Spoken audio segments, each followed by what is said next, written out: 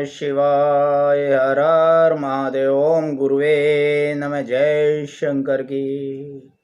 गुरु गोविंद दऊ खड़े, काके लागू पाए। गुरु गोविंद दऊ खड़े, काके लागू पाए।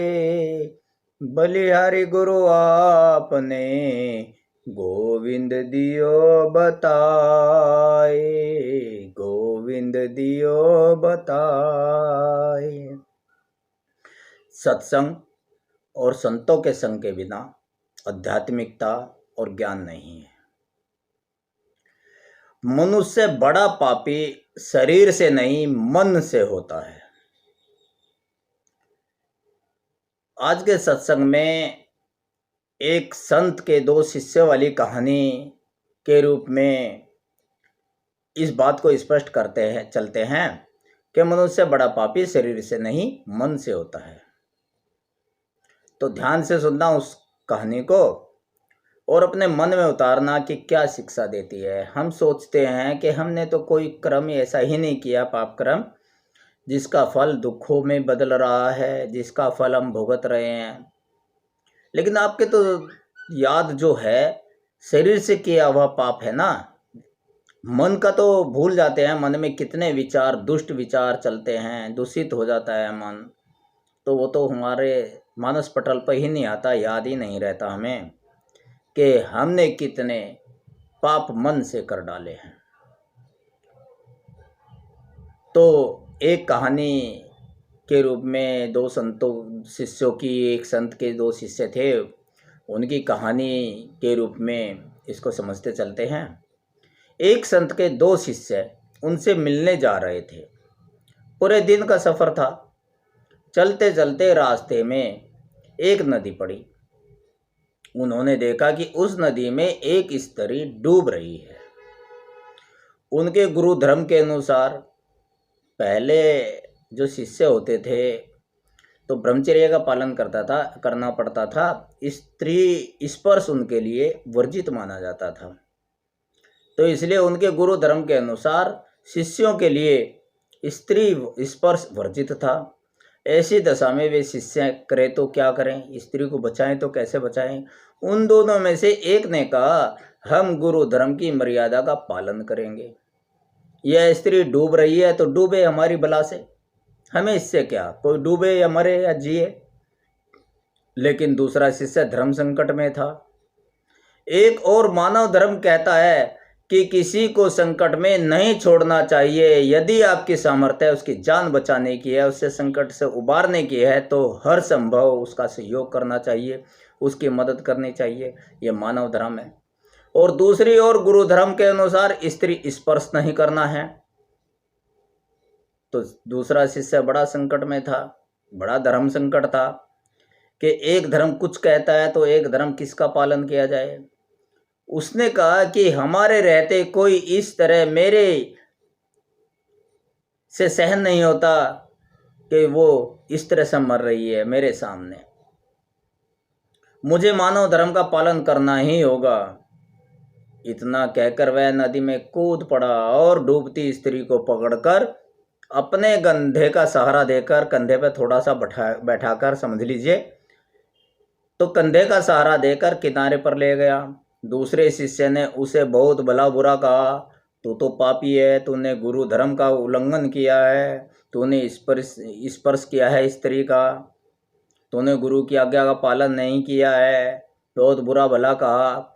कहता रहा कि आज तुमने अपने मर्यादा का उल्लंघन करके बड़ा पाप किया है, तू बड़ा पापी है। मैं जाकर गुरु जी को सब कुछ बताऊंगा, तेरी शिकायत करूंगा, तुझे आश्रम से निकलवाऊंगा, तुझे गुरु धर्म से निकलवाऊंगा, तुझे शिष्य से बहिष्कृत करवाऊंगा। ऐसे ऐसे कहता और सोचता विचार करता रहा, ये तो बहुत बड़ा पापी है। मन में भी विचार करता रहा, उस घटना को दोहराता रहा।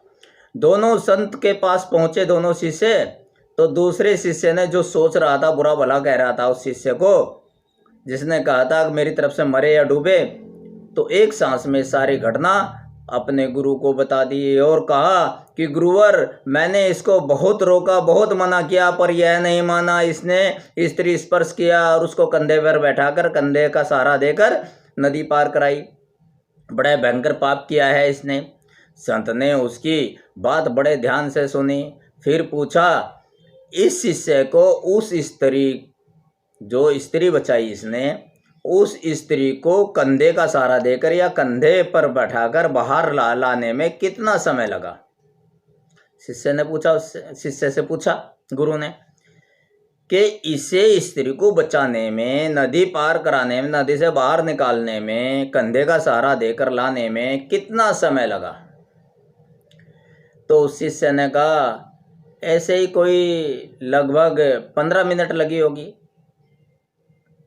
गुरु ने फिर पूछा, और उस घटना के बाद रास्ते में तुम्हें यहाँ आने में कितना समय लगा? शिष्य ने हिसाब लगाया, 1 2 3 6 घंटे लगे गुरुजी। इस घटना के बाद रास्ते में सफ़र अगला तय करने में, यहाँ तक पहुँचने में हमें 6 घंटे लगे। संत ने कहा, भले मानस, इस बेचारे ने तो मानव धर्म के पालन स्वरूप उस स्त्री की प्राण रक्षा के लिए उसे सिर्फ 15 मिनट ही अपने कंधे पर रखा, लेकिन तू तो 6 घंटे से अपने मन में उसे बैठाए हुए है, वह भी इसलिए कि मुझसे इसकी शिकायत कर सके। अब बोल, तुम दोनों में बड़ा पापी कौन है, तू है या ये है? अब मुझे बता, कौन है बड़ा पापी? किसने धर्म का पालन किया है और किसने धर्म का उल्लंघन किया है? अब तो बता, किसने ज़्यादा देर रखा है उठाकर? इसने कंधे पर 15 मिनट रखा और तूने मन में 6 घंटे बैठाए रखा। बेचारा शिष्य कोई उत्तर नहीं दे पाया। वह समझ गया कि पाप सिर्फ शरीर से ही नहीं, मन से भी होता है। तो हम सोचते हैं हमने शरीर से तो कुछ किया ही नहीं, लेकिन ये मन बड़ा चंचल है। ये द्वेष भावना कभी भी रख सकता है, क्रोध विचार, किसी के लिए बुरे विचार कभी भी रख सकता है, मन से बुरा सोच सकता है किसी के लिए, वही पाप बन जाता है। अगर भावना सही हो, सही भावना से धर्म की रक्षा हेतु किया जाए तो वो पाप नहीं है। लेकिन हम कहते हैं हमने तो कोई पाप नहीं किया, लेकिन शरीर से नहीं, मन से तो किया है, तो मन से बड़ा पापी होता है। तो यही वह शिष्य समझ गया था कि मनुष्य बड़ा पापी शरीर से नहीं, मन से होता है, उसकी समझ में आ गया था। कभी कभी हम ऐसे धर्म संकट में फंस जाते हैं, सभी फंस जाते हैं, मानव प्रवृत्ति है कि एक ही परिस्थिति में 2 धर्म आड़े आ जाते हैं, विपरीत परिस्थिति बन जाती है। एक धर्म की रक्षा करने के लिए दूसरे धर्म का परित्याग करना पड़ता है, अपने सब धर्म का परित्याग करना पड़ जाता है। अगर सब धर्म पर चले तो दूसरे धर्म का उल्लंघन हो जाता है, तो वहाँ यह निर्णय करना संभव नहीं होता। बहुत कठिन परीक्षा की घड़ी होती है, बहुत कठिन निर्णय की घड़ी होती है कि ऐसे समय में कौन से धर्म का पालन करें, अपने सब धर्म का पालन करें या दूसरे धर्म का पालन करें। पर अपने धर्म को किनारे पर रखकर यदि कहीं भी ऐसी स्थिति पड़ जाए कि मानव धर्म का पालन आपको करना पड़ जाए, तो अपने सारे धर्मों को या अपने सब धर्म को किनारे पर रखकर मानव धर्म की रक्षा करना बड़ा पुण्य का काम है। अगर निर्णय गलत ले पाए उस टाइम, उस परिस्थिति में, तो महापापी, और निर्णय सही लिए तो पुण्यात्मा।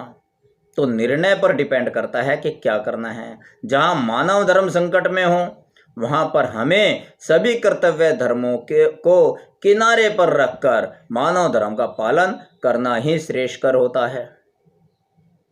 इसलिए सत्संग और संत संग अनिवार्य है, उसी से हमें निर्णय लेने का ज्ञान प्राप्त होता है। ऐसी परिस्थिति में कौन सा धर्म का पालन करें, क्या निर्णय करें, यह सत्संग से प्राप्त होगा या संत संग से।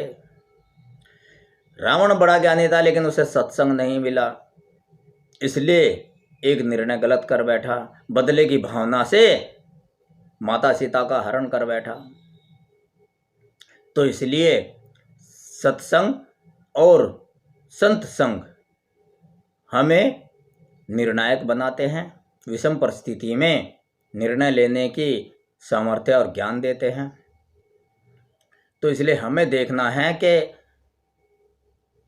जो क्रिया मन से है तो उन्हें दूषित न होने दिया जाए, क्योंकि शरीर से की गई क्रिया, किया गया कर्म थोड़ा दुख देता है, थोड़ा कष्ट देता है, थोड़ा पापी बनाता है, लेकिन मन से हम बहुत बड़े पापी बन जाते हैं। इसलिए मनुष्य शरीर से ही नहीं, मन से बड़ा पापी होता है। भगवान आपके घर में सुख शांति रहे, वंश वृद्धि रखे, आपका रोजगार बना रहे, धन धान्य मान प्रतिष्ठा की सदा बढ़ोतरी होती रहे, भोलेनाथ की और गुरुवर की आप पर कृपा बनी रहे। ओम नमः शिवाय। हर हर महादेव। जय शंकर की। ओम गुरुवे नमः।